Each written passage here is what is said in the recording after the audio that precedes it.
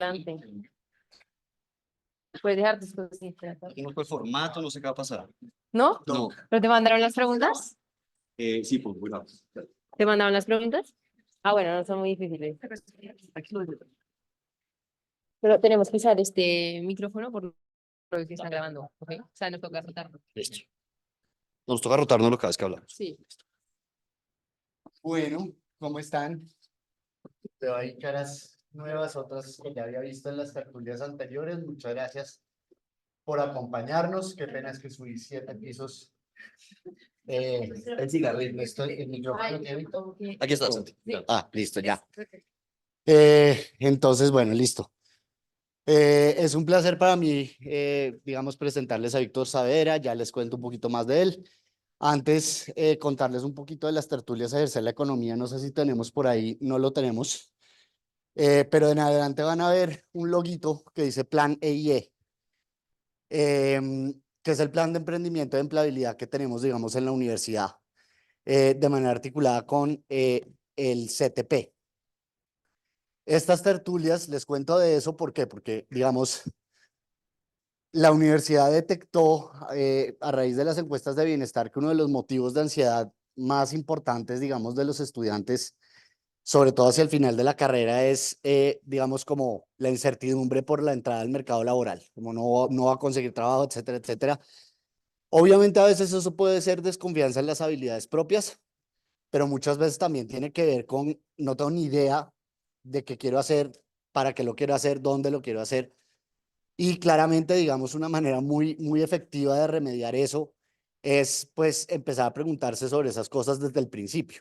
Uno no solo empieza a pensar en un perfil profesional cuando sale a buscar trabajo, sino que a lo largo de todo el currículo ustedes tienen, tanto en los cursos como por fuera de ellos, esto es obviamente un espacio, pues, por fuera de los cursos, oportunidades para, digamos, pensar en su vida profesional, en las distintas maneras de ejercer la economía, y una excelente manera de hacerlo es justamente conociendo egresados destacados de la Facultad de Economía de la Universidad de los Andes para que vean, digamos, las posibilidades que tienen con la formación que reciben acá. Me encanta además, por ejemplo, que Víctor es tan joven, que fue compañero mío. Entonces, Víctor, digamos, es importante, claro, a veces traemos, por ejemplo, hace poquito trajimos a Leonardo Villar, pero referentes, digamos, más jóvenes que ustedes puedan ver, no es como, esto no es un espacio de egresados que salen en los noticieros necesariamente.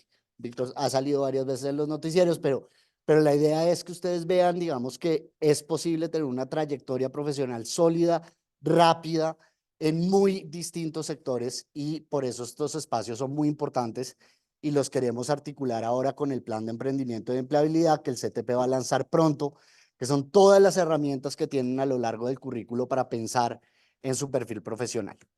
Entonces, ahora sí, hablemos de nuestro invitado.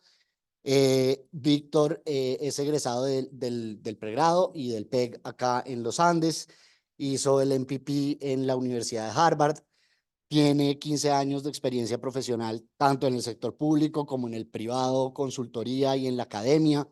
Fue viceministro de Vivienda y de Educación en preescolar básica y media, investigador asociado de FEDesarrollo, cofundador de ProTalento, que yo creo que eso es muy importante, sobre todo en un espacio como este, para que Víctor les diga la importancia de conocer el sector. Muchas veces en esta clase de espacios ustedes conocen qué cosas están siendo más demandadas. ProTalento parte de lo que hace es direccionar un montón de jóvenes, digamos, hacia lugares, digamos, que tienen alta demanda, y eso es parte de lo que ustedes reciben viniendo a estos espacios, como conocer cómo está el sector, cómo está el mercado laboral, qué es lo que se espera de los economistas hoy en día, y en ese sentido, pues, muy apropiada esa experiencia particular para este espacio.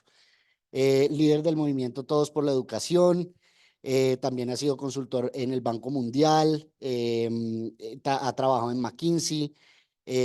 Bueno, digamos, puedo seguir leyendo un montón de cosas, pero ya con esto es, digamos, fácil ver cómo Víctor se ha movido de un lugar a otro en distintos sectores. Creo que un tema transversal muy importante es la educación, que, digamos, por eso es que en este momento es el director de Atenea, que es la agencia distrital para la educación superior, la ciencia y la tecnología del distrito. Entonces, bueno, pues sin más preámbulo, muchas gracias Antonia Arango, que va a ser la moderadora en este espacio, y pues ahí sí ya le paso el micrófono a Antonia para que abra el encuentro. Bueno, gracias Santiago y hola Víctor, bienvenido. Antes que nada les quería decir que les mandamos un link en el que ustedes podían poner sus preguntas, entonces intentamos como recopilar los temas más importantes que vimos e incluirlas acá, pero si ven que su pregunta no salió, pues después va a haber un espacio para que la hagan, ¿ok? Entonces, bueno, Víctor, primero nos gustaría saber un poquito acerca de ti, quién eres, qué te apasiona, queremos como conocerte un poquito.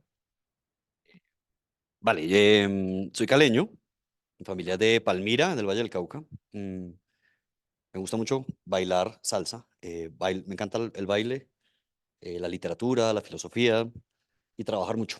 Creo que soy bien workaholic y en la universidad era juicioso. No era el mejor estudiante, pero era juicioso. Me iba muy bien. Ok, bueno, muchas gracias. Y nos gustaría saber también cómo es un día tuyo de trabajo en Atenea, o sea, cómo se ve tú, en qué inviertes la mayoría del tiempo cuando estás trabajando en Atenea hoy en día. Mm. Hay una meditación que a mí me gusta mucho que se llama la meditación de las 6 fases. Hace varios años medito como con regularidad y las 6 fases, una de ellas es cómo es un día ideal en la vida de uno. Entonces comienza como haciendo preguntas la meditación, dura 20 minutos, muy recomendada, se encuentra facilísimo en YouTube. Em, y hay una pregunta que es ¿cómo te imaginas un día ideal en tu vida? Y estas últimas semanas he sentido varios días como que me acuesto por la noche con la meditación y digo, este es mi día ideal en la vida. Entonces digo, pues, estoy en un momento en el cual los días estoy cansadísimo porque he trabajado bastante estos días, pero em, creo que en la meditación pienso mucho que estoy haciendo cosas que me gustan y cómo se ve un día típico. Yo creo que combina varias cosas. Una primera es, a mí me gusta levantarme a hacer ejercicio, entonces me levanto muy temprano, hago ejercicio, llego a la oficina y combino mucho como orientación a los equipos. Entonces, reunirme con alguno de los grupos definiendo prioridades para los programas. Entonces, normalmente eso se llama seguimiento. Entonces, me reúno con un área y el área me dice, bueno, estos son los temas de la semana, hemos avanzado en esto. Hago mucho relacionamiento con otras entidades, entonces mantengo por toda la ciudad yendo a entidades multilaterales, universidades, con rectores, o sea, los actores de educación superior o ciencia, que son pues muchos en la ciudad y tengo nuevamente reuniones y visitas durante todo el día. em, Almuerzos de trabajo, todo el día estoy como en reuniones, coordinando equipo, pensando soluciones, haciendo seguimiento, relacionamiento institucional. em, y creo que los días se mueven como, son como medio frenéticos, todo el día reunión. Yo nunca tengo ni idea cuál es mi agenda.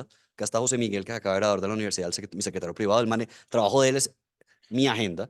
Entonces yo me subo al carro y durante todo el día, ¿qué sigue? O sea, claramente o sea, durante la semana estoy pensando la agenda y viendo los temas, pero es un día en el cual es un trabajo muy frenético, en el cual yo no me puedo ocupar de la agenda porque es mucho trabajo solamente pensar en la agenda.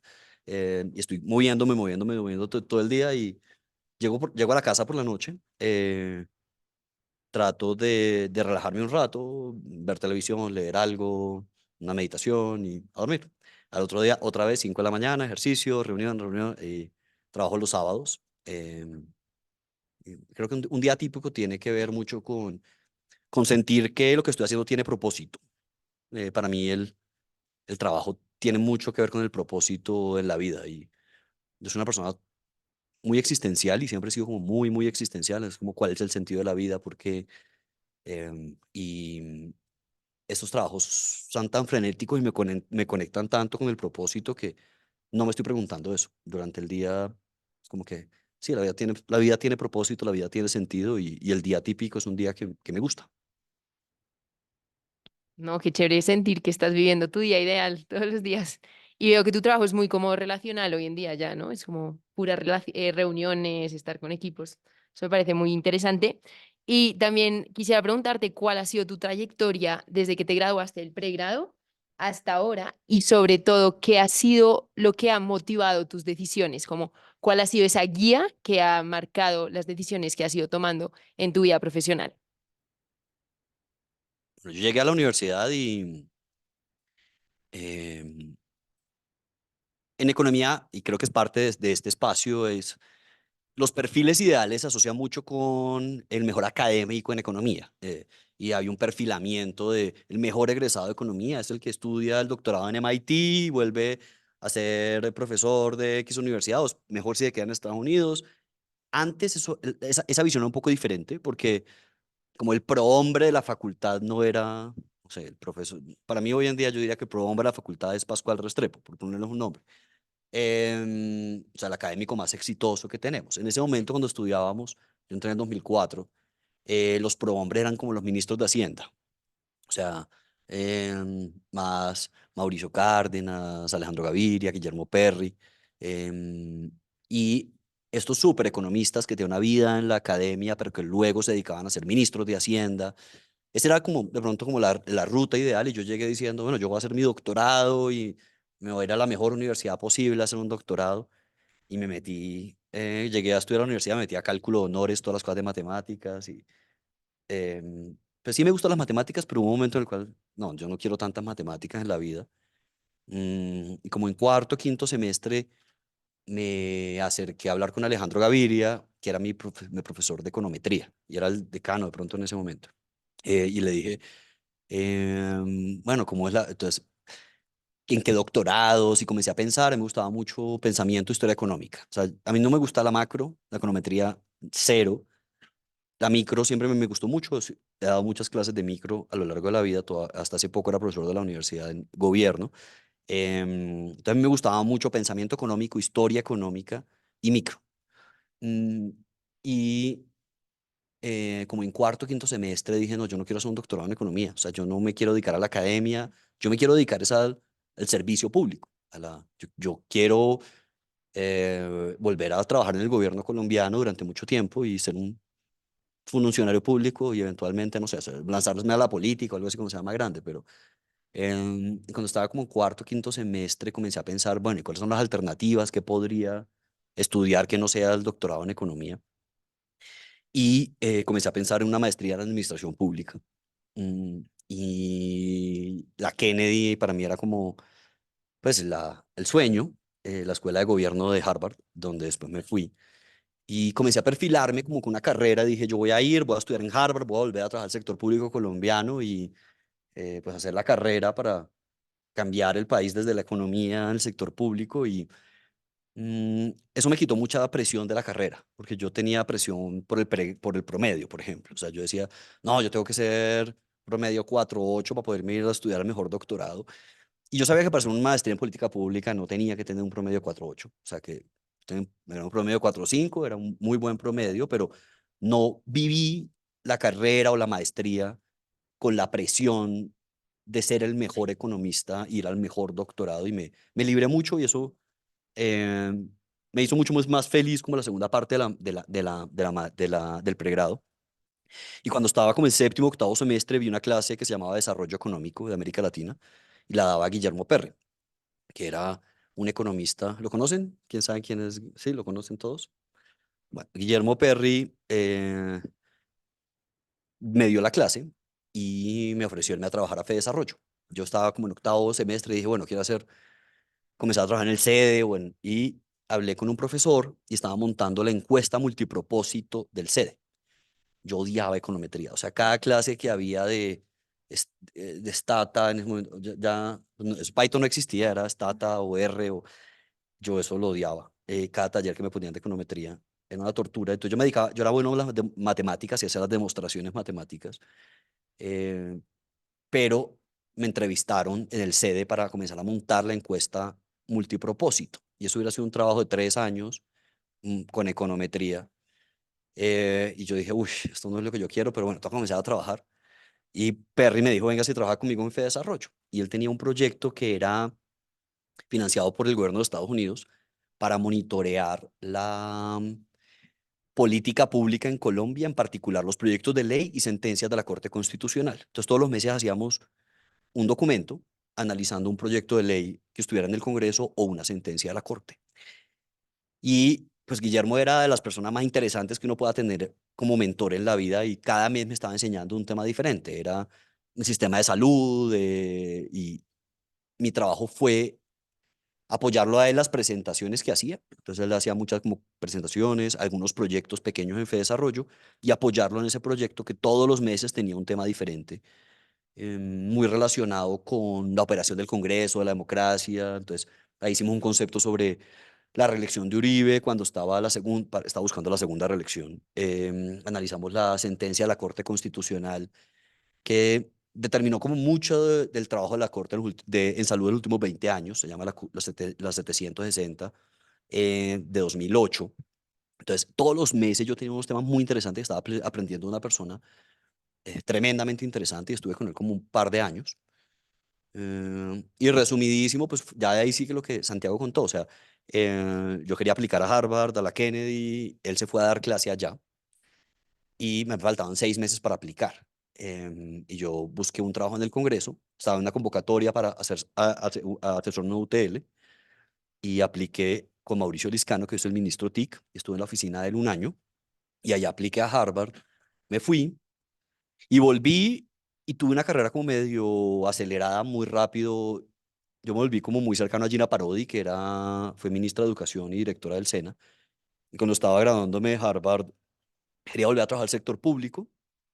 Ella me ofreció volver a trabajar al SENA y me volví muy cercano a ella y con ella crecí rápido. O sea, fui asesor, jefe de planeación del Ministerio de Educación, viceministro de Educación Básica. Entonces, yo a los 28 años era viceministro de Educación Básica. Era el viceministro más joven del gobierno Santos. Y ahí creía que como que todo era posible, o sea, que todo se me había realizado como yo lo estaba proyectando, como yo quería, y tuvimos una crisis muy fuerte cuando estamos terminando en el gobierno, que fue las cartillas del Ministerio de Educación. Ustedes de pronto están todos muy chiquitos, pero yo era el viceministro de la ideología de género y eso fue unas marchas nacionales enormes. em, y ahí salí con una crisis personal y profesional, como planteándome, bueno, ¿ahora qué voy a hacer? ¿Para dónde voy? Y no era una persona muy introspectiva y desde ahí, digamos, he meditado mucho más sobre mi carrera profesional y me he debatido entre la consultoría. ProTalento es una empresa y monté un emprendimiento. Es una empresa hoy relativamente grande, tiene más de 100 empleados y el gerente es mi esposo que sigue en la empresa. Mm, y he estado volviendo al sector público, fui viceministro de Duque, en el gobierno Duque en vivienda, y ahora estoy en Bogotá. O sea, cada vez con mayor claridad de lo que quiero políticamente, de dónde me siento cómodo, y me siento muy cómodo en este momento donde estoy, en los temas que estoy. Entonces sí he trabajado bastante en educación y el tema me apasiona, me encanta lo que hace la agencia, me gusta el proyecto de Bogotá y del alcalde Galán. Entonces me siento bien, pero he tambaleado, he tenido crisis, he tenido dudas y pues es parte de lo que pues, me imagino que vengo a hablar acá. Ok, muchas gracias. Y ahora, como decía Santiago, estos espacios es como para a veces quitarnos la ansiedad y uno en los últimos semestres o desde el comienzo de la carrera puede sentir como por qué estoy aprendiendo tanta teoría. O sea, como solo maximizo, igual va a cero, pero no veo que la gente en la vida real esté haciendo eso. Entonces, para ti, ¿qué tan importante es esa teoría que aprendemos en el pregrado? Yo creo que la respuesta a eso universal es, por ejemplo, no sé, la gente dice, ¿para mí, para qué me enseña el triángulo de Pitágoras? Si eso nunca me va a servir en la vida, yo nunca aplico eso, y ¿para qué me enseñan eso en matemáticas? Yo digo, bueno, está bien, no voy a responder a esa pregunta, pero yo creo que uno debería aprender el triángulo de Pitágoras. Pero como economistas, yo creo que la fortaleza no está en el conocimiento disciplinar. O sea, ustedes no van a ser los que más saben de política pública ni de los... Entonces, lo interesante de lo que hace la carrera es darte una estructura lógica para resolver problemas. Y eso requiere disciplina, eso requiere un proceso por ejemplo, el proceso de maximización. Yo no hago maximización, o sea, la hago cuando doy una clase, pero yo no estoy haciendo maximizaciones nunca. Pero cuando yo me aproximo a un problema de política pública, siempre pienso de una forma muy estructurada. O sea, no sé, el diagnóstico, para cada diagnóstico, cuáles son los... Entonces, el método es fundamental para enfrentar los temas de política pública y la carrera les da mucho método. Eso lo podrían haber encontrado en ingeniería, sí, pero el método es muy importante y el rigor del método es muy importante. También creo que el conocimiento específico de economía es algo que uno tiene que saber. O sea, en política pública se basa en economía y en derecho, entonces hay muchas cosas de regulación, de micro, de tributaria, entonces todas las clases uno sí las aplica, no como lo hace un académico o como lo hago en Fedesarrollo, que es mucho más aplicado que lo que hace un académico, pero sí todo el día mi trabajo está partiendo de una estructura mental donde la economía es importante para definir el método. Ok. Y entonces ahora también, como ligado un poquito a esa pregunta, ¿qué consejos nos darías a los que estamos a punto o en unos semestres ya vamos a ingresar al mercado laboral?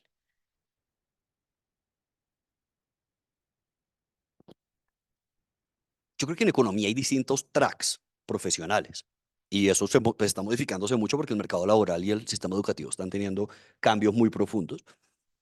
Pero yo diría, es importante que al final de la carrera uno más o menos sepa hacia dónde va. O sea, uno va hacia la academia o uno va hacia la política pública o uno va hacia el sector financiero o el sector corporativo o el emprendimiento. Digamos que son rutas todas diferentes. La consultoría de pronto es la otra. Yo trabajé en McKinsey, no lo recomiendo, podemos hablar de eso. Pero en esos tracks, si uno, digamos, tiene claro que lo que quiere hacer una vida académica, pues entonces es muy importante participar como asistente de investigación. Entonces ahí está el CEDE, está el Fedesarrollo, el Banco de la República, creo que tiene unas cosas de investigación muy interesantes. Y ese es el track, pues que mucha gente viene acá a hablar más de eso y yo no soy el experto principal en eso. Em, si a ustedes les interesa el servicio público, lo que uno hace en el servicio público es como administrar el Estado. Entonces es una carrera como la administración de empresas, pero en el gobierno. Y gobierno acá, por ejemplo, busca dar esa estructura, pero yo creo que no alcanza el rigor del derecho y la economía disciplinarmente. Entonces es difícil que el profesional en gobierno llene las vacantes que se llenan de los abogados y los economistas. Entonces, yo creo que los economistas uniandinos vamos a seguir en el sector, así nos han intentado sacar con toda la fuerza estos últimos 2 años. Vamos a seguir muy vinculados a la política pública del país, porque la red de egresados que está en la política pública atrae a los estudiantes, porque el perfil profesional sirve mucho en la política pública. Y si uno tiene claridad de que lo que le gusta es el servicio público, yo creo que es importante como pararle bolas a, no sé, clases de derecho, como cosas más prácticas, ver no sé, introducción al derecho, ver clases que complementen la formación en economía, clases de gobierno, o sea, comenzar a pensar cosas que te complementen, porque para ser un buen administrador público uno tiene que saber de gestión, cosa que en economía no enseñan. O sea, uno no sabe acá de formular planes, indicadores, eso lo saben los industriales y los administradores. Uno necesita algo de contexto jurídico, eso lo saben los abogados. Entonces, miren opciones de derecho, administración, industrial, gobierno, que les permitan fortalecer cosas que en economía no se les enseñan, pero que son importantes para la vida profesional. E identificar buenas opciones para entrar al sector público. Ojalá con mentores, ojalá con gente que los pueda desarrollar profesionalmente. El sector público está lleno de frustraciones y el riesgo de que ustedes salgan de acá y entren en un trabajo que los llene de frustración es muy alto. Así tengan un convencimiento grande de trabajar en el sector público. Entonces, es importante que escojan una buena entidad donde el nivel de frustración no sea muy alto. Ojalá en educación.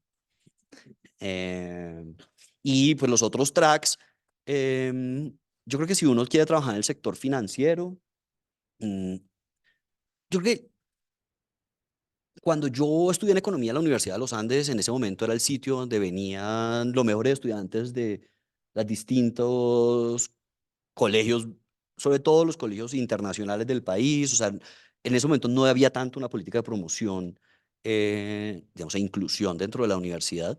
Entonces, los mejores colegios por ICFES del país, sus mejores estudiantes, venían muchos de ellos a estudiar economía en los Andes. Era una facultad, sí, yo sé que lo sigue siendo, pero una facultad muy competitiva. Y nuevamente la gente decía, bueno, pues si se va para la finanza, está como renunciando a la carrera de economía, o si se va al sector corporativo, está renunciando a la economía. Yo no creo eso. Yo he visto, nosotros tenemos con Santiago muchos compañeros que están en el sector financiero corporativo que les ha ido muy bien y tienen una vida profesionales súper exitosas. Yo pues hablo sobre todo del servicio público, que es donde me he ido yo, o de em, la asesoría, la consultoría. Yo, cuando no estoy en el gobierno, me dedico a asesorar gobiernos. Lo último que estaba haciendo era asesorar a Arabia Saudita e Indonesia en desarrollo urbano, era investigador de Desarrollo, daba clase acá en la escuela de gobierno. Entonces, yo vivo de asesorar y hacer consultoría. Y la consultoría tiene también una carrera. BCG, Bain, McKinsey, pues son las más claras para entrar ahí. Pero también, al final, Desarrollo, el SEDE, el CID de la Nacional hacen consultoría. O sea, con mucha economía, pero hacen consultoría. Entonces, la consultoría tiene entidades, unas más chéveres, otras menos chéveres, que dan una estructura para acercarse a los problemas de política pública, pero yo les diría, si les interesa el servicio público, escojan bien porque el sector público es muy árido profesionalmente y yo creo que ustedes en este momento, el primer trabajo no, sé, uno no puede cargar eso de mucha ansiedad de los primeros trabajos, como que de eso va a depender el resto de la vida, porque a veces uno se puede equivocar y encontrar un segundo trabajo que le llene eso, pero a mí, haber trabajado con Guillermo Perry me cambió la vida. O sea, yo estuve 2 años y medio con él, me dio estructura, me dio una perspectiva, o sea, él me terminó de formar en Fedesarrollo como asistente y mucho de lo que soy hoy se lo debo a ese trabajo y se lo debo a él. Ok, bueno, muchas gracias. Ya la última pregunta antes de darle el espacio a los estudiantes es, quisiéramos saber un poco de tu experiencia en el MPP, por qué escogiste ese programa y por qué lo escogiste hacer en el exterior, en una Ivy League, como si hoy miras hacia atrás, ¿crees que valió la pena o cambiarías tu decisión?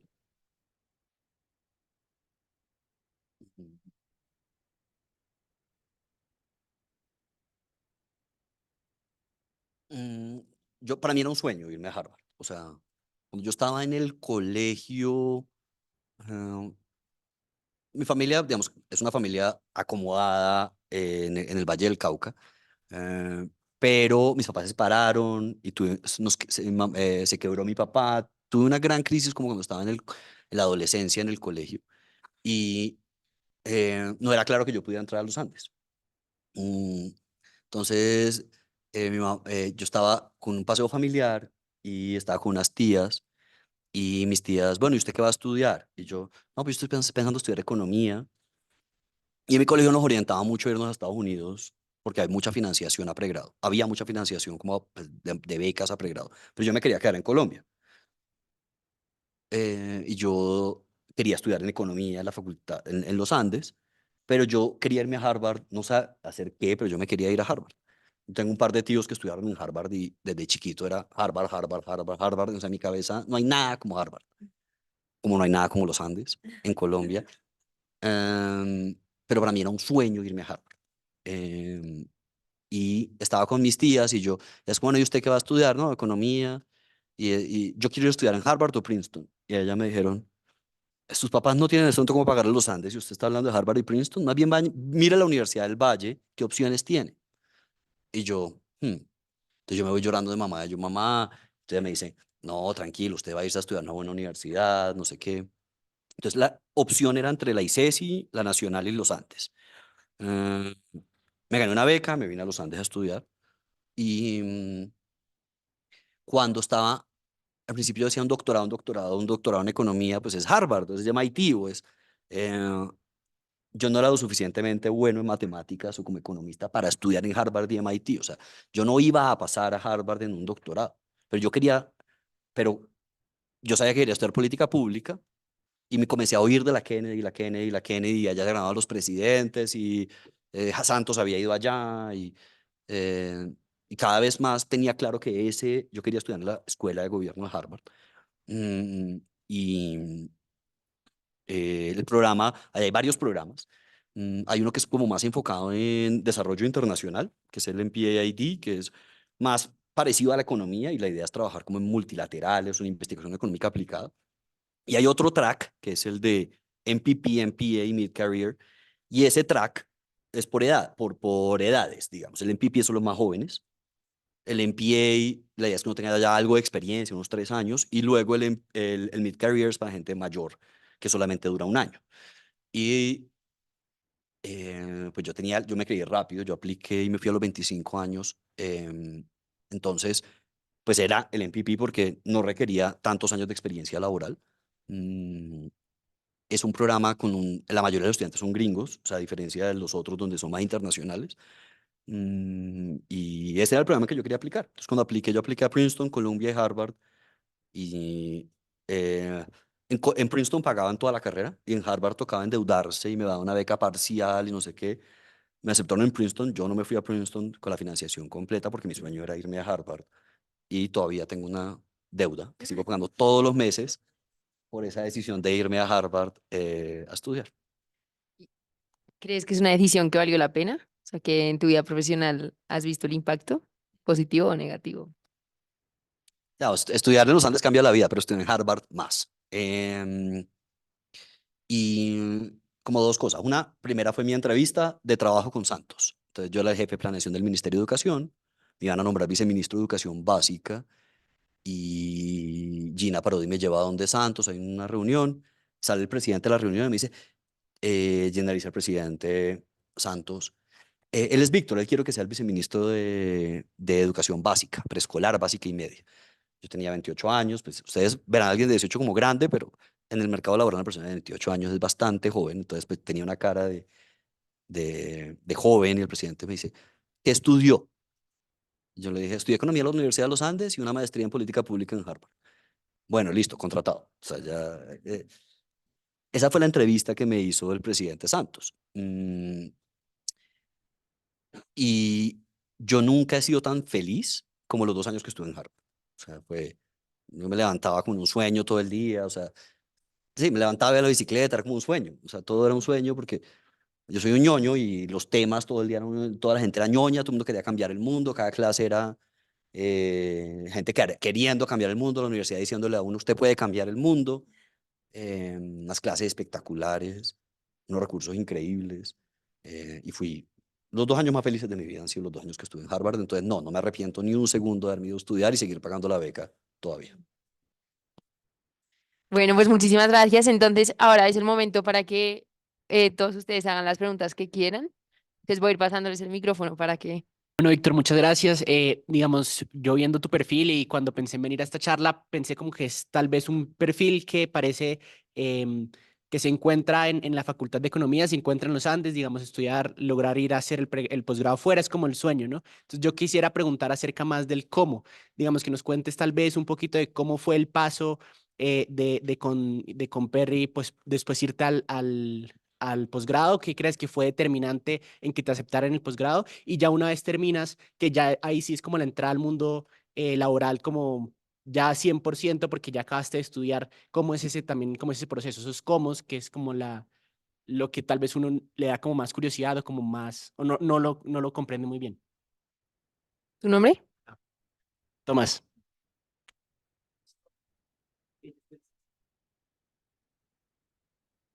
Mm, Yo creo que no hay rutas únicas. Te voy a hablar de la Kennedy específicamente, pero eso lo podemos pensar en varias instituciones similares. Y mm, yo creo que el desarrollo profesional requiere distintas dimensiones. Entonces, por ejemplo, en McKinsey, cuando le hacen la evaluación a uno, te dicen, mire, ¿usted qué tan bueno es coordinando equipos? ¿Qué tan bueno es manejando clientes? ¿Qué tan bueno es en habilidades analíticas, en comunicación? No sé qué. Y todas esas cosas son importantes para el éxito profesional dependiendo del trabajo donde estés.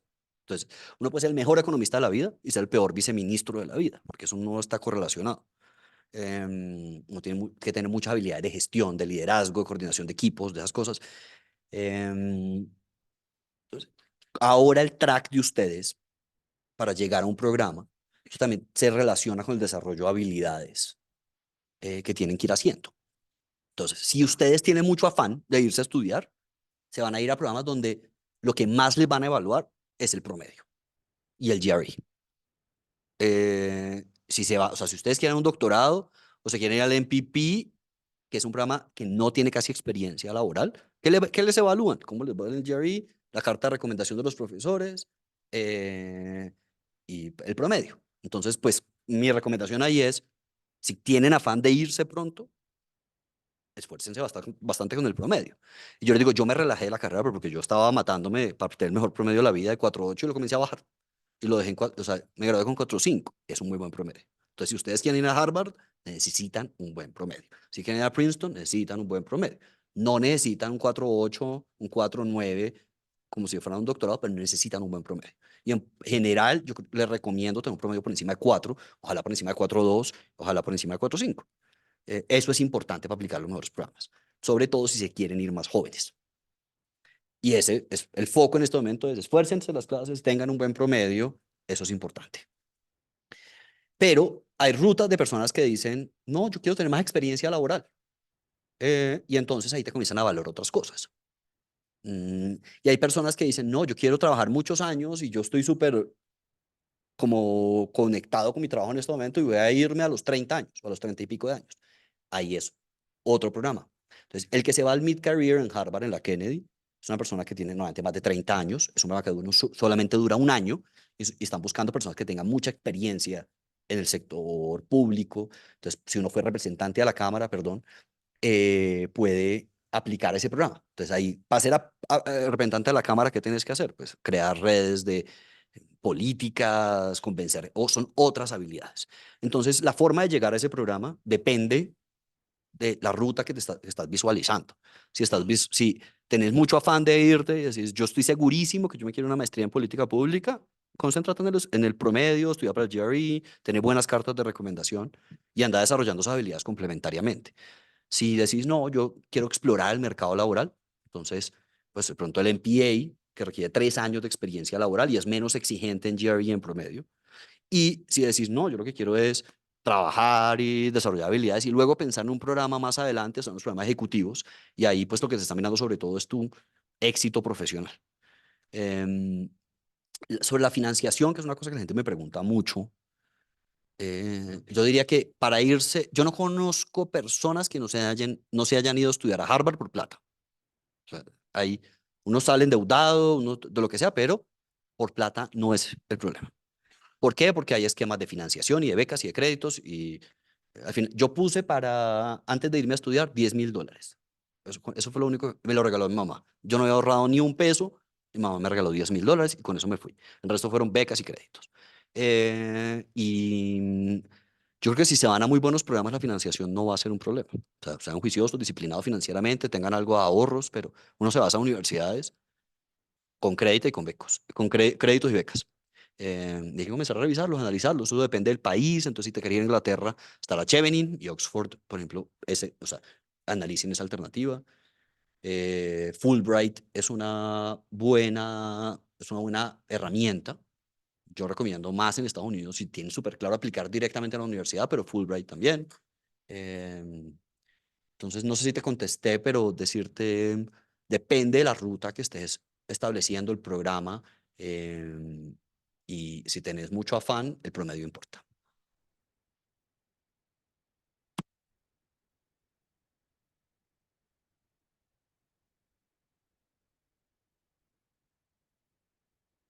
Hola Víctor, buenas tardes. Decir un poco también lo que resaltaba Martín, gracias por venir.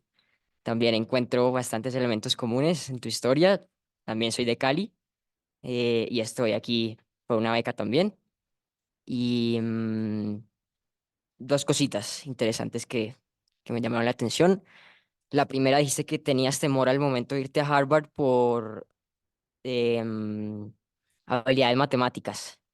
Y tengo entendido un poco que sobre todo para temas de doctorado y, digamos, estudios más avanzados en el exterior y en Estados Unidos, se valora mucho las habilidades matemáticas que tenga un economista. Entonces, como, ¿qué recomendaciones nos podrías hacer en ese sentido? Digamos que el pregrado, me imagino yo que todavía es una etapa, una instancia bastante corta, pero digamos como una meta a largo plazo que nos recomiendas hacer para desarrollar muy bien esas habilidades matemáticas. Y la segunda pregunta tiene que ver un poco más con la manera en cómo en tu vida diaria y en el trabajo que tienes ahorita implementas estos conocimientos de política pública como de manera muy concreta. Si nos podrías dar algunos ejemplos. Esas serían mis dos preguntas. Rafael.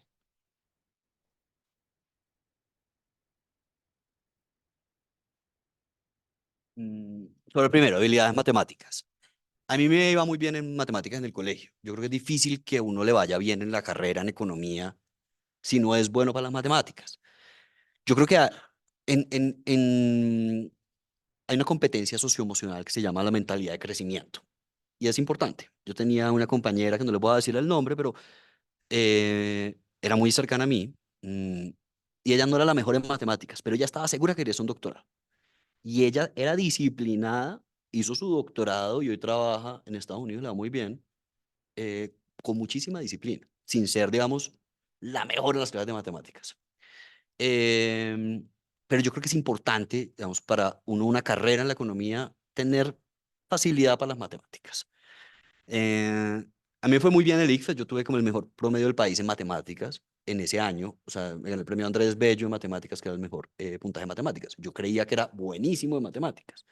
Y hice el examen acá de clasificación, en ese momento le sugerían a uno como niveles. Entonces, si le va muy mal, precálculo, si le va bien, cálculo, y si le va bien, cálculo, honores. Y yo hice el examen y cálculo, honores. Y yo, bueno, está bien, cálculo, honores. Y llegué a cálculo, honores.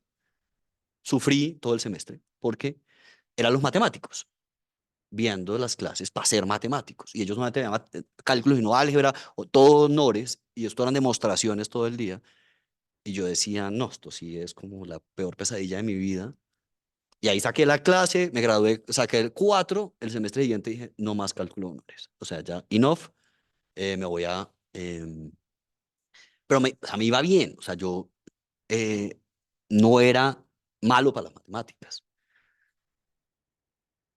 pero mi vida no son las matemáticas. Entonces, cuando yo estaba aplicando a la universidad, mi novio en ese momento también estaba aplicando, se llama Daniel Wills, él es el vicepresidente de Asofondos y fue profesor de la facultad y estaba aplicando al doctorado en economía. Y al tiempo que los dos estábamos estudiando para el GRE, yo tenía que sacar en ese momento 750, él tenía que sacar 800. Y el nivel de estrés que él tenía era infinitamente más grande que el que yo tenía. Y estudiábamos al tiempo, lo que sea, y él hasta que no sacó ese puntaje, él se fue para UPenn a hacer su doctorado en economía. Y mientras yo estaba en Harvard, él estaba en Penn, y yo iba y lo visitaba. Todos los compañeros de él eran chinos, o sea, el 40% eran asiáticos. eh, Era una cosa totalmente diferente a mi programa. Ellos estaban estudiando matemáticas todo el día. Y él estudió economía y matemáticas en la universidad. Y esto era, o sea, nada, aquí nadie está viendo todavía avanzadas, pero esto era matemática, matemática, matemática, matemática. Entonces, sepan que la vida académica requiere muchas matemáticas. Si a ustedes les encantan las matemáticas, su vida es las matemáticas, se la van a gozar. Y algunos de nuestros amigos se gozaron del doctorado. Pocos, pero algunos se lo gozaron mucho porque eran muy felices con las matemáticas. Em, yo, pues, no he tenido que hacer demostraciones en un buen rato. Mm, pero ¿dónde aplico mis conocimientos de política pública y de matemáticas y economía? Em, yo armo como estrategias y planes y eso tiene mucho orden. Entonces, como cuál es el objetivo principal, el objetivo de este programa y para cada programa, cuáles son los problemas. Entonces, por ejemplo, ¿qué tengo que hacer yo en Atenea en este momento? Tengo que lograr que más jóvenes ingresen a la educación superior y la formación para el trabajo en la ciudad y que se consolide el sistema de investigación de la ciudad. Entonces, yo tengo que comenzar a hacer diagnósticos. ¿Cuáles son los problemas? ¿Cuáles son los problemas? Y esos análisis de estadísticas descriptivas, datos, leer papers. Entonces, yo tengo que entender muy bien cuáles son los problemas de política pública para de esa forma hacer programas. Y yo he trabajado en muchos programas formulándolos. Serpi lo paga, por ejemplo, uno de ellos. Yo estoy en la estructuración de Serpi lo paga. Y eso requiere pues mucho análisis de los problemas basado en datos, entender los incentivos del mercado, entender la regulación desde un mercado. Entonces yo te diría, aplico todo el día la política pública y la economía porque yo todo el día estoy pensando cuáles son los problemas que yo quiero resolver y eso es fundamental para diseñar un programa.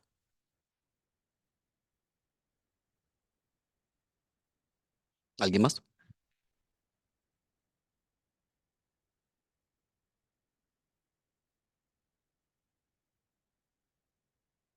Bueno, yo apenas estoy en segundo semestre, pero toda la vida siempre me ha interesado muchísimo la educación y aunque me falta mucho de la carrera, yo creo que me quiero dedicar al sector público y a algo relacionado con la educación, pero mi pregunta va a ¿qué me aconsejas en términos como de cómo ir guiando la economía hacia el sector de la educación? ¿Y tu nombre? Ana.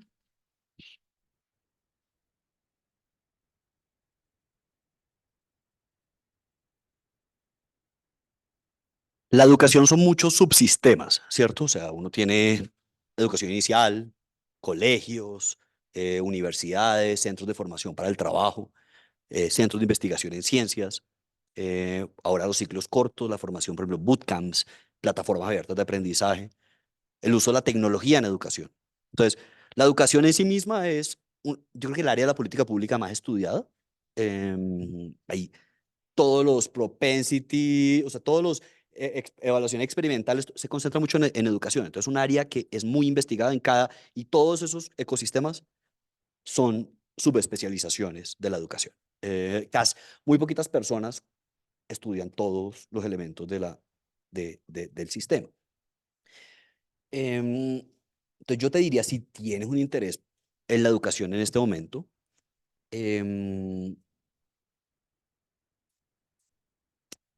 aquí hay unos profesores que no en economía tanto, que han sido los que más han investigado de pronto el sistema educativo en el país en los últimos, o de los que más lo han investigado, que son Sandra García, Darío Maldonado, Stephanie Mayerovics, Arturo Harker, todos ellos de gobierno.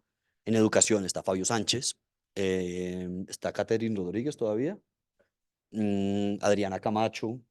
Entonces traten de ver clases, trata de ver clases con las personas que han investigado sobre esos temas. Ellos ponen ejemplos de ese tema. Y también la universidad no es el fin del mundo, ¿no? Hay que, o sea, voluntariados, muchas fundaciones. La educación da mucho propósito, mucho sentido y al final eso es con la interacción con los beneficiarios y con los estudiantes y con la gente. Yo, eh, o sea, a veces uno tiene mucho estrés y es un trabajo súper ingrato el sector público. Em, y es importante conectarse con la gente, con el propósito. Ustedes acá en la Facultad de Economía hablan todo el día de modelos y papers y cosas, pero yo creo mucho en el pensamiento complejo. Yo creo que yo hoy en día uso la economía para pensar en los problemas, pero no es lo único que uso. La política pública es otro framework mental para pensar los problemas. Las teorías de liderazgo, entonces, yo creo que uno tiene que volver el pensamiento más complejo. Y hay gente esto le pasa mucho a los economistas, sobre todo los que se dedican a la economía, y se vuelven muy rigurosos en la economía y todo lo intentan explicar desde la economía. Y yo creo que eso es simple, porque uno debería tratar de pensar en distintos marcos mentales para analizar los problemas. Entonces, a veces la facultad es insuficiente para desarrollar algunas de esas habilidades. Trata de encontrar espacios donde puedas desarrollar otras habilidades. Bueno, se nos acabó el tiempo. Muchísimas gracias, Víctor, y a todos por participar. Qué chévere ver esta sala un poquito más llena cada vez. Y nada, ha sido un placer. Antonia, mil gracias. Yo para cerrar, que efectivamente, además, gracias a Víctor, que no se nos vaya a quedar sin almuerzo porque ya nos dio 5 minuticos de más. Quiero rescatar dos cosas de lo que dijo, como digamos, más relacionadas con su paso por la universidad.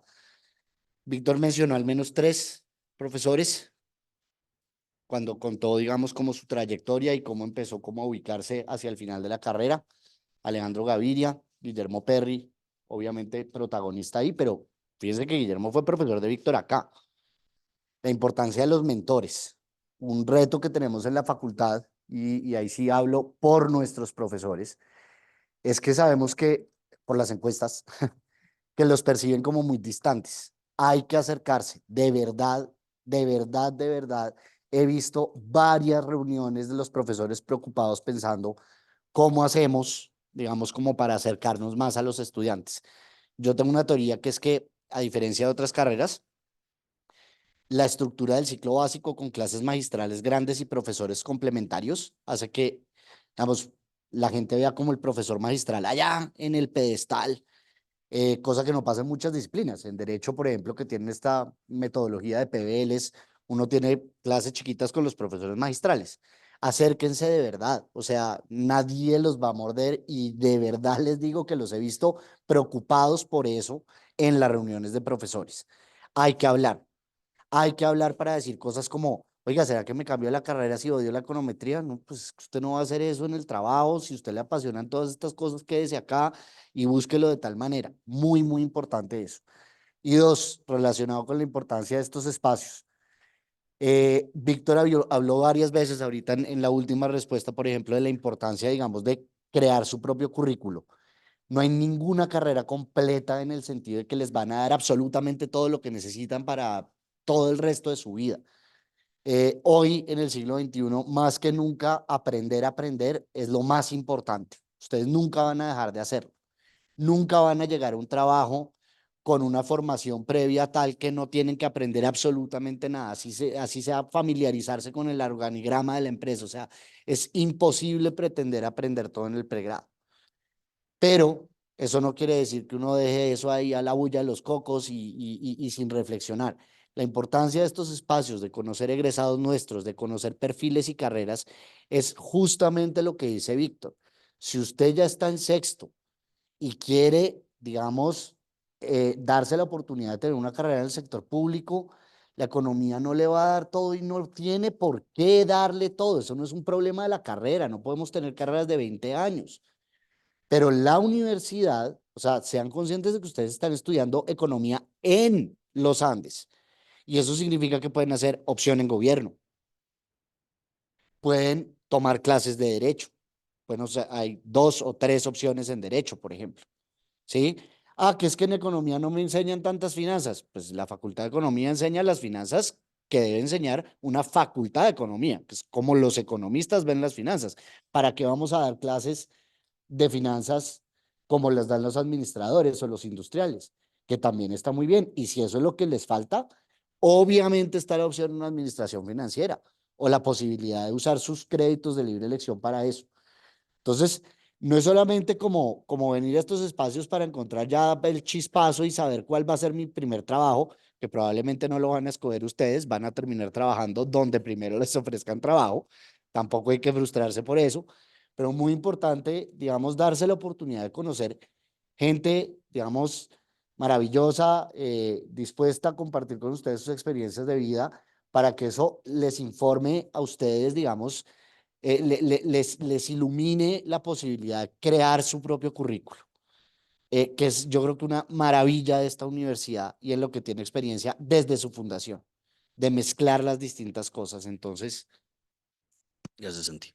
Una, una cosa final que quería decirles y es, mm, yo creo que esto no se discute mucho porque es difícil de hablarlo, digamos, la discusión ideológica alrededor de la tecnocracia colombiana y el rol de la Facultad de Economía. Digamos, los economistas uniandinos no van a venir a hablar de eso frecuentemente y por eso yo sí quiero que ustedes sean conscientes de lo que está pasando políticamente y lo que representa esta facultad. Eh, entonces, el respeto a las instituciones, la evidencia como base de la formulación de política pública. Son principios y cosas que ustedes están creciendo y ustedes hacen parte de una comunidad de la que yo creo que nos tenemos que sentir tremendamente orgullosos. O sea, muchos de los legados principales de la política pública de este país se deben a economistas uniandinos. Entonces, siéntanse orgullosos de la Facultad de Economía de la universidad. Están estudiando una gran facultad, en mi opinión, la mejor del país. Entonces, hay una discusión que es política, ideológica, lo que sea, pero nuestro rol a los que nos comprometemos con el servicio público es perdurar, perdurar en una visión de sociedad en la que queremos trabajar. Entonces, sean conscientes de la discusión que están teniendo y moldéense a ella. O sea, sean inteligentes en escoger su carrera profesional, pero siéntanse orgullosos de ser economistas uniandinos. Mil gracias, Víctor.